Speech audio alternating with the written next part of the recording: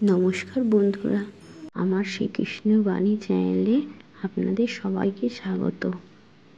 শ্রীকৃষ্ণের মৃত্যু কিভাবে হয়েছিল? যাদব বংশের ধ্বংসের পর একদিন শ্রীকৃষ্ণ একটি গভীর জঙ্গলে একটি গাছের নিচে বসে তখন জরা নামে এক ব্যাধ শিকার করতে জঙ্গলে এসেছিলেন। তখন শ্রীকৃষ্ণের রক্তবর্ণ চরণ দেখে হরিণ মনে করে তীর নিক্ষেপ করে, যার ফলে শ্রীকৃষ্ণ নিহত হয়েছিলেন।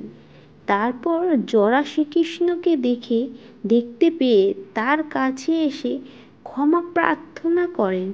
তখন শ্রীকৃষ্ণ বলেন যে তার পুনর্জন্ম কর্মের ফল জন্য তিনি জরার হাতে নিহত হন, কারণ জরা পূর্বজন্মে বানর রাজ বালি ছিলেন। তখন তিনি শ্রীরাম ছিলেন।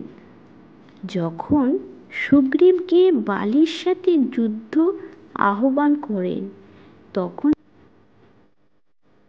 যুদ্ধ চলাকালে রাম আড়াল থেকে বাণ নিক্ষেপ করে বালিকে হত্যা করবে এমন প্রতিজ্ঞা করেছিলেন।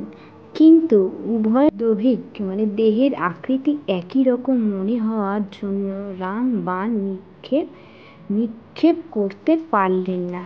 পরের দিন আবার সুগ্রীব ও বালির সাথে যুদ্ধ হয়, কিন্তু যুদ্ধের আগে সুগ্রীবকে চেনার জন্য রাম সুগ্রীবের গলায় গজ পুষ্পলতা বেঁধে দেন, তারপর যুদ্ধক্ষেত্রে পাঠান। এরপর যখন বালি আর সুগ্রীবের যুদ্ধ চলছিল, তখন রাম গজ পুষ্পলতার চিহ্ন দেখে সুগ্রীবকে চিহ্নিত করেন এবং রাম আড়াল থেকে বালির প্রতি বাণ নিক্ষেপ করে তাকে হত্যা করেন। এই জন্যই পরের জন্মে জরার হাতে শ্রীকৃষ্ণের মৃত্যু ঘটেছিল। নমস্কার বন্ধুরা।